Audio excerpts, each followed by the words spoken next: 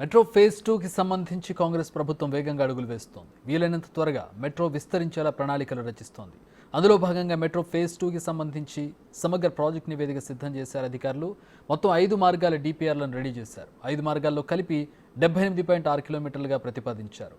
60కి పైగా స్టేషన్లు రానున్నాయి. ఈ మొత్తం అంతటికి 24,042 కోట్ల వ్యయం అవుతుందని అంచనా వేశారు.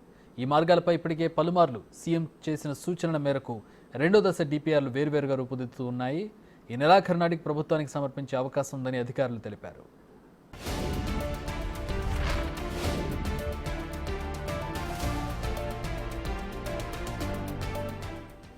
మెట్రో ఫేజ్ 2కి సంబంధించి ప్రతిపాదించిన కొత్త మార్గాలన్నీ మొదటి దశలోని 3 కారిడార్లకు కొనసాగింపుగానే జరగనున్నాయి. కారిడార్ 1కి కొనసాగింపుగా ఎల్బీ నగర్ నుంచి హయత్ నగర్ వరకు 8 కిలోమీటర్ల మార్గం పొడిగించనున్నారు. కారిడార్ 1కి రెండో వైపు అంటే మియాపూర్ నుంచి పటాన్ చెరువు వరకు 14 కిలోమీటర్లు పొడిగించనున్నారు. కారిడార్ 2కు సంబంధించి ఎంజీబీఎస్ నుంచి ఫలక్నుమా చాంద్రాయణగుట్ట వరకు 7.5 కిలోమీటర్లు పొడిగించనున్నారు. ఈ మార్గంలో 6 స్టేషన్లు రానున్నాయి. ఇక కారిడార్ 3కి రాయదుర్గం నుంచి Khajaguda, Nanakramguda, Wipro circle, financial district, US consulate మీదుగా కోకాపేట నియోపోలిస్ వరకు 11.3 కిలోమీటర్ల వరకు విస్తరించనున్నారు.